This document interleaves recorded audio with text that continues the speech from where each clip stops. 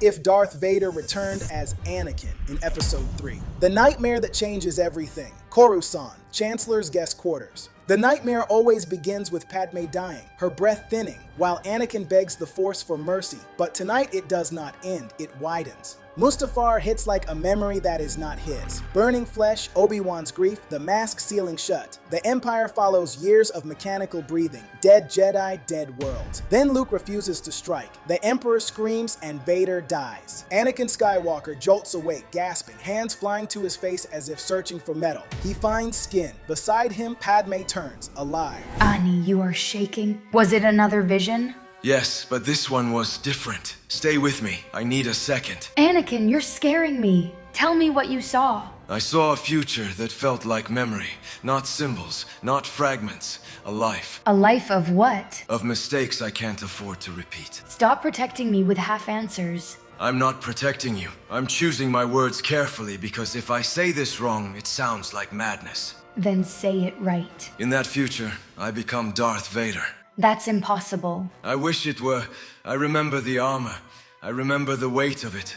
I remember what I did while wearing it. Why would you ever do that? What happens to us? I lose you. How? You die in childbirth, and we have twins, a son and a daughter. I know their names with a certainty that doesn't belong to a dream. Luke and Leia. Who causes this? Who turns you into that? Palpatine. The Chancellor? He isn't what he pretends to be. He's a Sith Lord, Darth Sidious, and he's been directing this war from both sides. A colder instinct rises in him, smooth as armor. Darth Vader's discipline coils in the back of his mind like a hand on his throat, forcing the panic down into something usable. Patience, proof, control. Then we go to the Jedi Council right now. My first instinct is to run there and scream the truth, and that is how Sidious wins. Why would telling the Council be a mistake? Without proof, I sound paranoid. The Council hesitates, the Senate turns on us, and Sidious accelerates. Then we build evidence first, and we do it quietly. Evidence that survives even if I do not. How much time do we have? Not enough. There is a command inside every clone. Order 66. One transmission, and the Jedi die across the galaxy. Then who do we tell? No one yet. He has ears everywhere, even in the systems we trust. Then we keep our faces normal and our voices low. Promise me you will not move on Rage, even if he provokes you. I promise. Rage made Vader, and patience will expose Sidious. I will give him the conflicted night he expects, and I will not blink when he tempts me. Dawn bleeds over Coruscant's towers. Somewhere out there, Palpatine is already preparing the next kind conversation that will ruin them. Anakin's thumb hovers over the comm, then drops. He does the first un-Jedi thing for a Jedi reason. He says nothing. He keeps breathing, and he starts planning.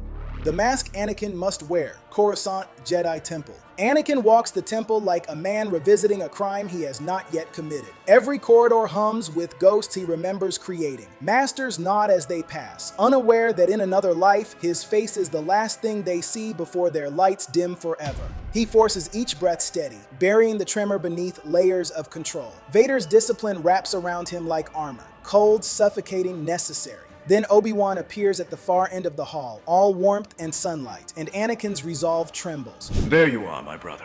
The Council wants us for a briefing on the Outer Rim sieges. Of course they do. They never stop pulling on the same rope. You look like you have not slept. Was it another nightmare about Padme? Just a bad dream. Nothing I cannot handle. You do not always have to handle everything alone. I could ask Master Yoda to assign a mind healer. I do not need healing. I need this war to end before it kills everyone worth saving. We are close. Grievous is cornered. The Separatists are fracturing. We have almost won.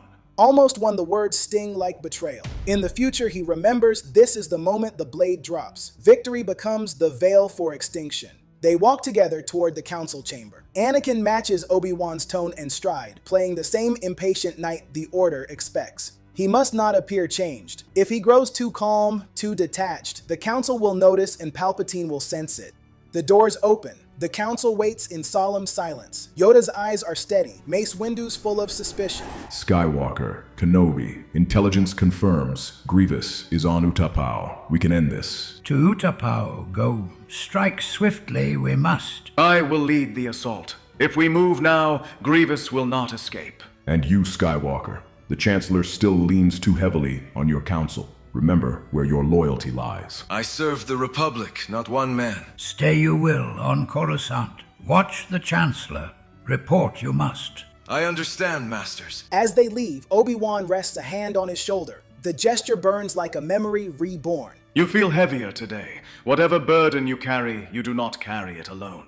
I am just tired, but I will be fine. Obi-Wan turns for Utapau, already stepping toward the battle he believes will end the war. Anakin watches him go, Mustafar flickering behind his eyes like a scar that refuses to fade, and keeps his face calm, because this time he will not let their next meeting be written in fire. Palpatine tests him, Coruscant, Chancellor's office, executive building. The Chancellor's office smells like polished stone and quiet authority, like the Republic pretending it is still pure. Palpatine sits behind his desk with Coruscant stretched behind him, warmth arranged like a mask. Anakin steps in and feels an old scar reopen. He has stood here 100 times in another life, nodding while poison was poured into his ears as if it were medicine. Vader's discipline tightens around his breathing, not to hide fear, but to shape it into something Sidious expects to see. Anakin, my boy, you look burdened. The Council has been demanding again, has it not? They sent Obi-Wan to Utapau to hunt Grievous. They asked me to remain on Coruscant and monitor the Senate during the transition to peace. How predictable. They keep you close when they need your strength, yet they never trust you with the decisions that matter. The line lands exactly where Sidious wants it to land. In the old timeline, resentment grew there like rot. This time, Anakin hears the mechanism beneath the sympathy, the pauses designed to make rebellion feel like self-respect. He answers with measured loyalty, because control is the real performance. The Council does what it believes is right. I will follow their direction. You have always been far more gracious than they deserve. Tell me, how is Senator Amidala? I heard she has been unwell. Padmé offered like casual concern, but aimed like leverage. Anakin keeps his face open, as if the question cuts deeper than it does. She is fine. She is just exhausted from the war. Of course, a man in your position carries so many fears. Fear for the Republic, fear for your friends, fear for the ones you love who cannot defend themselves from politics. Palpatine circles closer, turning attachment into virtue and the Jedi Code into cruelty. Love is not weakness, Anakin. It is strength. The Jedi fear it because they cannot control it. There are powers in the Force the Jedi will never teach you, powers that can prevent loss. If such knowledge existed, would you not reach for it, even if it meant stepping beyond the Council's narrow path? Anakin lets his mask crack in exactly the way Sidious expects. A controlled tremor, a believable desperation, bait, not surrender. If there is a way to save someone I love from dying, I would do whatever it takes. The Jedi do not understand what that costs. I thought you might say that. When the time comes, you will make the right choice, even if the Jedi disapprove. Anakin rises to leave. At the door, Palpatine's voice follows, soft and poisonous. If you are forced to choose between their dogma and the people you love, choose wisely. The door seals shut. Anakin's hands stay steady. His face stays calm. But inside, he marks the truth Vader learned too late. Killing Sidious is not enough. If Palpatine dies without exposure, the Senate crowns him a martyr and the machine still becomes the Empire. So Anakin lets him feel confident on purpose, because confidence makes Sith Lords careless, and Anakin needs Sidious careless long enough to prove everything. If you're enjoying this story, let me know. What if you want to see next? Drop your ideas in the comments, hit like, share this with a friend, and subscribe for more epic Star Wars stories. Your support helps this channel grow and brings more wild what ifs to life. The first ally, Padmé, Coruscant, Padmé's apartment. Sunset bleeds across Coruscant through the tall glass, turning the city into a field of burning stars. Padmé waits by the window, one hand resting protectively over her stomach. When the door seals behind Anakin, she turns and reads his calm like a warning. You went to see the Chancellor. What did he say? The same script. Concern first, then temptation. And you let him believe you are still exactly who he has been grooming. I had to. If he senses I am not the same man, he moves faster than we can prepare. Padmé steps closer. Her voice stays controlled, but her eyes sharpen. Then tell me the whole truth, not pieces. In the future, I remember you die giving birth. I am not there. I am on Mustafar burning because I made a choice that destroys everything. You said we have twins. Luke and Leia. Names do not come from nightmares. Prove it, Tell me something no one could invent. Anakin exhales like he is confessing a crime. Luke is stubborn and reckless, but he still reaches for the good in people who do not deserve it. Leia is fierce, uncompromising, and she carries your fire like a weapon. She has your eyes, Padmé, and your stare when you refuse to surrender. And my last moments? You told Obi-Wan there is still good in me. You fought to believe it, even as you were fading. Padmé goes still, not dismissing him, not comforting him, thinking, calculating. The politician in her takes control. If Palpatine is Sidious, the Jedi will try to arrest him with lightsabers, and he will call it treason. And if he dies without exposure, the Senate turns him into a martyr and keeps his emergency powers alive. Then we stop him not with rage, with evidence, proof so public that even his allies cannot bury it. And until that proof exists, no one else can know. He has ears everywhere. How much time do we have? Not much. There's a contingency built into the clones. If he decides to pull it, the Jedi won't get a warning. Then we do not speak through the system. We keep this in person, off record, and off pattern. If we move wrong, he triggers it early. Then we move carefully, and we move smart. She takes his hand, grip fierce and steady, and for the first time since the nightmare, Anakin feels something stronger than dread, alignment. Outside, Coruscant keeps glowing like nothing is wrong, and that is the cruelest part. A trillion lives laughing beneath a blade they cannot see. Somewhere across the city, Palpatine sits in his office, confident his trap is closing exactly as planned. Anakin lets him believe it, because the long game has finally begun. Building the case, Padmé's private office. Padmé spreads Senate records across her desk like a battlefield map, each document a clean page hiding dirty decisions. Emergency powers voted through during crisis. Crisis that arrive exactly when Palpatine needs them. The pattern emerges slow and undeniable, like poison seeping through clear water. Every expansion of emergency authority follows a separatist escalation within 72 hours. It is too precise to be coincidence. He pushes both sides forward, then uses the chaos to demand more control. The Senate thinks it is saving the Republic while it is building a cage. Which means proof exists somewhere. A transmission, a witness, a recorded order that ties him to the separatist leadership directly. In my memories, Sidious hides behind intermediaries and encrypted channels, but there are moments he cannot delegate. Such as? When Grievous needs to reposition at the exact right time. Dooku is dead now, so Sidious tightens the leash himself. He cannot risk a misunderstanding. Grievous is still alive. Obi-Wan is hunting him. That means the window is near. Yes, when Obi-Wan closes in, Sidious will feel the endgame approaching, and that is when he becomes reckless. Padmé taps the timeline again, eyes narrowing like she is cross-examining the Republic itself. Then we do not stop the transmission. We capture it, a recording that cannot be explained away, even in the Senate. We need something traceable, a signal path, a frequency footprint, a chain that ends at him. I can request access to communication logs under the cover of post-war oversight and reform. If anyone questions it, I frame it as preventing corruption during demobilization. And I keep him confident. I stay close, act conflicted, give him the fear he expects so he does not look sideways at you. If he senses we are building a case, he triggers Order 66 early. Then we build redundancies, copies in multiple hands, stored off system, so even if we fall, the evidence survives. Padmé exhales once, steadying herself because fear is contagious and she refuses to spread it. How much time do we have? Days, maybe a week. The war is peaking. Grievous is still in play, and Sidious is waiting for the moment he can end everything with one command. Outside, Coruscant shines like a city that believes in its own innocence. Inside this quiet room, two people set a trap for the most powerful man in the galaxy, knowing the cost of failure is not defeat, it is extinction. The Obi-Wan gambit, Jedi Temple, meditation chamber. Anakin waits until the temple quiets, until even the distant hum of training sabers fades into silence. He seals the meditation chamber, scrambles the holocom routing twice, and still feels exposed, because Sidious does not need cameras to listen. Vader's memory presses one rule into his bones. Trust is a weapon, and weapons must be placed carefully. The blue projection resolves into Obi-Wan's face, dust-streaked and tired. The kind of tired that comes from carrying a war on your shoulders and still believing it ends cleanly. Anakin, it is late on Coruscant.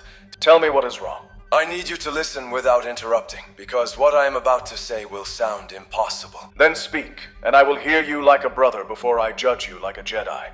I have been having visions. Not fragments, not feelings. Full, detailed visions. I see Padmé dying in childbirth. I see the Jedi Order falling, the temple burning, and clones turning on their generals across the galaxy. Visions can be warnings, but they can also be fear wearing a mask.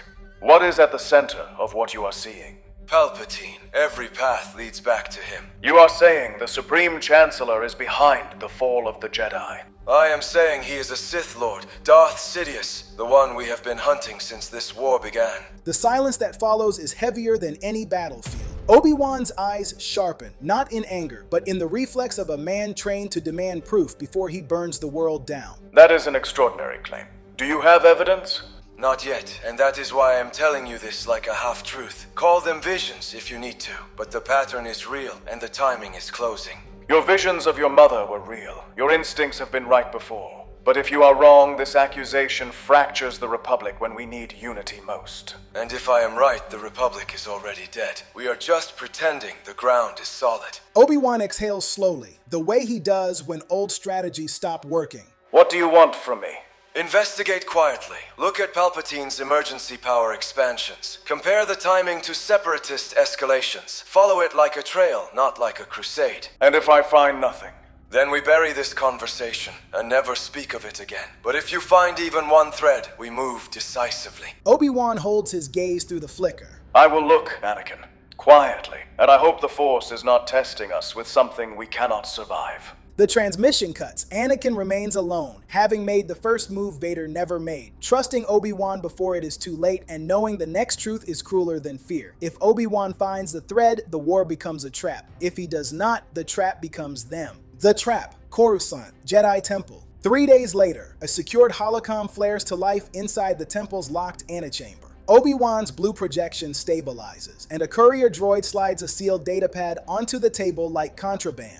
The files inside feel heavy enough to alter the war itself. Timestamps, communications, private emergency consultations with no official record. The room feels smaller with every revelation. I cross-checked separatist escalations against Palpatine's private emergency meeting. Not Senate sessions, unrecorded consultations. Each crisis follows within 72 hours. He is not responding to threats, he is creating them. Patterns raise questions, not convictions. We need proof of intent, something that shows him giving an order. Anakin's voice hardens with purpose. Vader's memory becomes a weapon turned toward a better end. Then we make him act. We leak false intelligence. A Jedi strike team locating a critical separatist command node. Sidious will have to warn his pawns himself. We trace that order. A direct transmission would tie him to the separatists. Risky, but it could work. We secure redundancies, multiple devices, encrypted backups, and copies hidden off-world. I will place data fragments with senators who cannot be silenced. Bail Organa and Mon Mothma. Obi-Wan nods, but hesitation lingers. This surveillance requires authorization from the Council. That means Master Mace Windu. He does not trust you. Then he will have to trust evidence stronger than opinion. Moments later, the door opens. Mace Windu enters, composed and sharp as a drawn blade. His gaze moves from Anakin to the datapad, already suspicious. Kenobi, Skywalker, Senator Amidala, explain why I was called here. Because we believe the Chancellor himself may be directing the war from both sides. Mace studies the data, expression unreadable. If this is true, he must be stopped. If it is not, you will destroy everything left holding the Republic together. The silence afterward feels like the edge of a blade hanging above all of them. The trap is set, but none of them are sure who it will close on first. Palpatine's countermove. Chancellor's office, late evening. The summons arrives barely an hour after Mace leaves the secured antechamber. Too clean in its timing to be coincidence. Urgent counsel, Senate morale, the usual polite phrasing wrapped around a blade. Anakin feels it before he even steps through the doors. Sidious has sensed the shift, not in words spoken, but in silence held too perfectly. The Chancellor's office is darker than usual. Coruscant's lights bleeding through the glass like stars drowning in smoke. Palpatine stands by the window, hands clasped behind his back, posture relaxed but coiled. Anakin, my boy, you have seemed distant lately, calmer, almost at peace. That is unusual for someone carrying the weight you carry. I have been meditating more, Chancellor. I am trying to find balance before the war ends. Balance, a Jedi word. I wonder if the Council appreciates your sacrifices, or if they still see you as the boy they never fully trusted. Anakin offers as little as possible. Sidious feeds on reactions. Starve him, and he grows curious. Feed him fear, and he grows confident. I have heard troubling rumors, whispers, that some within the Jedi Order question my leadership, that they believe my emergency powers endanger democracy. The Jedi serve the Republic. If there are concerns, they would bring them through the proper channels. Proper channels, yes. Or perhaps they would move quietly, gather evidence, and act without Senate oversight, all while claiming it was for the greater good. The words are hypothetical, but the intent underneath is precise. Palpatine steps closer, voice lowering into statesman-like concern, the tone of a man warning a friend about a tragedy he will personally cause. Consider the optics, Anakin.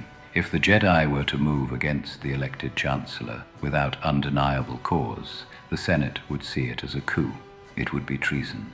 The Republic cannot survive that kind of fracture. The Jedi are not traitors. They want peace as much as you do. Of course. But fear makes men reckless. If I were forced to protect the Republic from internal collapse, I would have to activate emergency protocols, measures already prepared for continuity and stability. Emergency protocols. The phrase is soft, almost gentle, but Anakin hears what it really is. Not a warning about politics, a signal that the detonator is within reach, and Sidious is reminding him he can burn the Jedi the moment he feels cornered. I understand, Chancellor. I will encourage restraint. I knew I could trust you.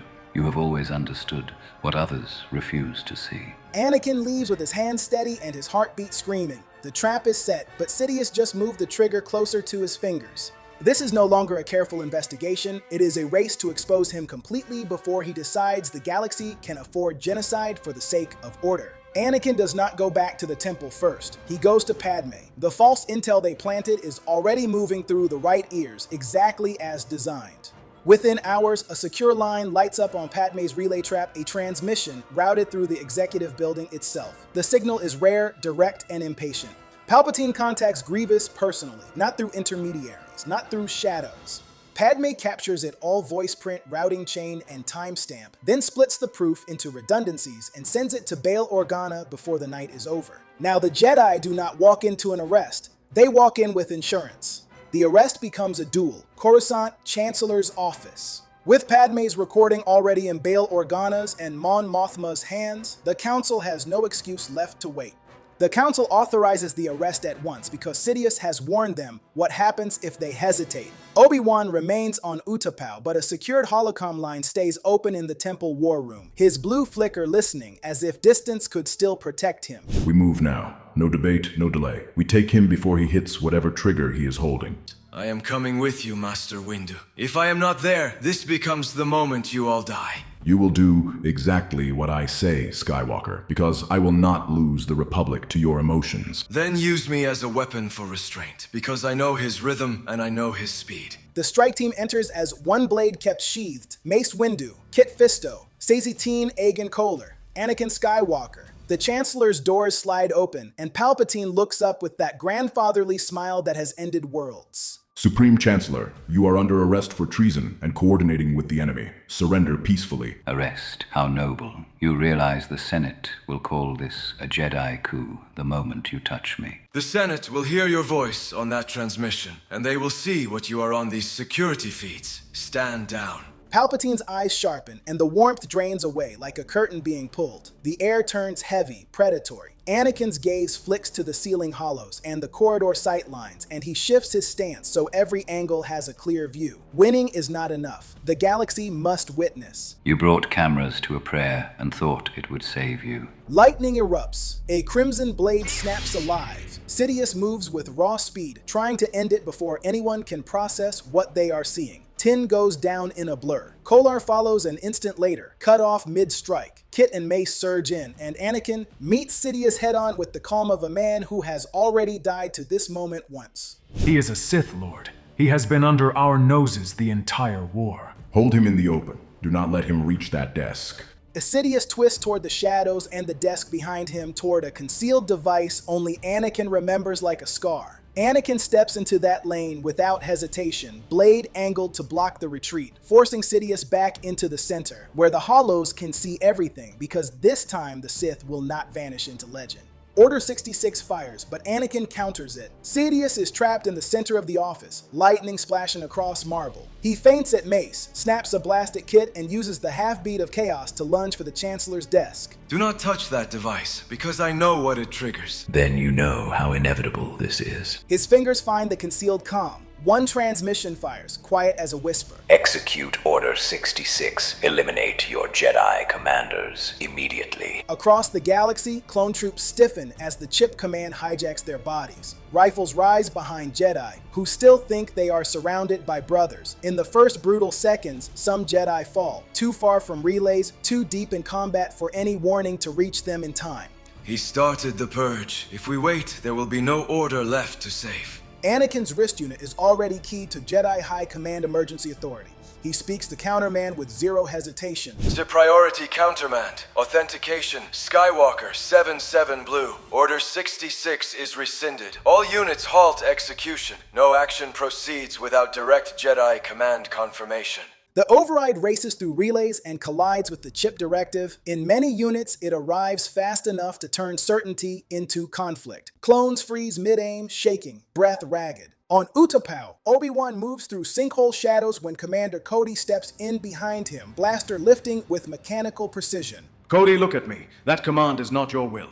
I cannot stop it. My body is pulling the trigger for me. The counterman hits, Cody locks in place, trembling hard enough to rattle the weapon. Horror floods his eyes, coercion, not choice. It is loosening, sir, but it feels like claws in my head. Hold on. Fight it for one more breath, and you will be yourself again. Back in the office, Sidious feels the purge fail to sweep clean. Fear cracks through his fury as his perfect ending collapses. You're interfering. You're ruining everything. I know exactly what this order costs, and I'm ending it before it spreads. Mace drives him away from the desk. Kit cleaves the comm in half, and the office doors seal. Force bindings lock Sidious's arms as the feeds keep rolling. The Republic shatters, but doesn't become an empire, Jedi Temple. Within hours, the footage from the Chancellor's office goes public. The truth detonates across every feed. Palpatine's voice on the captured transmission ordering Grievous to reposition. The security footage, lightning, a crimson blade, the mask torn away. Bail Organa and Mon Mothma confirm they hold copies, and the Senate cannot bury what the galaxy has already seen. The emergency session does not unite the Republic. It fractures it. Senators rage, some demanding immediate trials, others screaming fabrication, a few still insisting the Jedi staged a coup. Padmé stands in the center of the storm and refuses to let fear rewrite the facts. The evidence is undeniable. The Chancellor manipulated both sides of this war, and the clones were programmed to slaughter the Jedi. We dismantle his powers today, or we prove he was right about our cowardice. If we move rashly, we tear apart what is left of the Republic. The Republic already tore. We are deciding whether to stitch it, or pretend the wound is not there. Copies were distributed before the arrest, so no one could erase this. Argue politics later. Do not bury truth, because it is inconvenient. The vote passes, but it passes like bone under pressure. Emergency powers dismantled, commissions dissolved, oversight launched across every office that ever touched Palpatine's authority. The Republic survives, but its innocence does not. At the temple, the council convenes behind sealed doors. Survival is not vindication. Mace is rigid, Yoda quiet, and Obi-Wan watches Anakin like he is trying to understand a man who arrived carrying tomorrow. How did you know, Skywalker? You predicted him with precision we cannot dismiss as instinct. I saw what happens if we fail. The Jedi burning, the Republic becoming an empire, Palpatine wearing it like a crown. I do not know why it felt like memory, but I trusted it enough to act. And you stayed silent because you feared we would hesitate, or dismiss you entirely. I feared both, and I was not wrong. You operated outside our authority and saved us anyway. That does not make it right. It makes it dangerous. I know, but I would rather be judged by a living council than mourned by no one. Saved us you did. Frighten us you do. Truthful both are. Across Coruscant, the clones face their reckoning. Chips are removed, testimony spills out. The Senate argues whether they are weapons to discard or people to restore. Padmé fights for their autonomy in every session, refusing to let survivors become scapegoats. The Republic does not become an empire, but it does not return to innocence either. What remains is fractured, fragile, and finally honest about how close everything came to dying.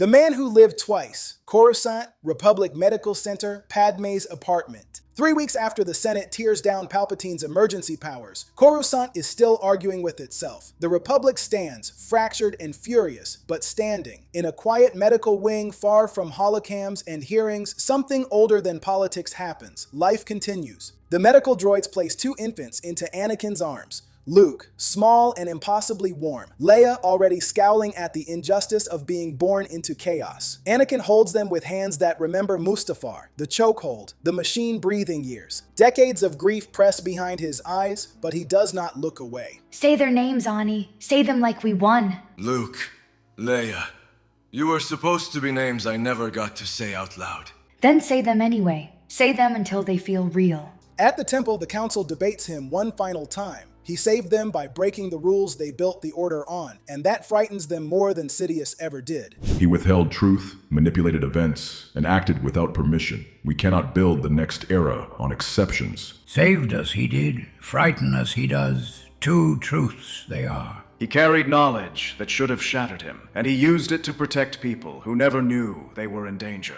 If we punish that, we teach the next Jedi to stay silent when darkness returns. Then do not reward me. Do not exile me. Just let me live with what I did and what I almost became. The council offers no seat, no title, no legend. They give him something rarer, permission to step back. Anakin chooses father first, Jedi second, no front lines, no speeches. Luke learns laughter before discipline. Leia learns strength without cruelty. Late at night when Padmé sleeps and the twins breathe in unison, Anakin stares at his hands and feels the truth he will carry forever. Vader is not gone. Vader is the shadow inside every flicker of anger, every craving for control, every fear of losing what he loves. The difference now is that Anakin recognizes the shadow the instant it moves and refuses it, again and again, one choice at a time, for the rest of his life. He saved everyone, and the cost is knowing the choice is never made once, it is made every day. The respirator is gone, but its shadow remains and always will. So, what I told you was true, from a certain point of view.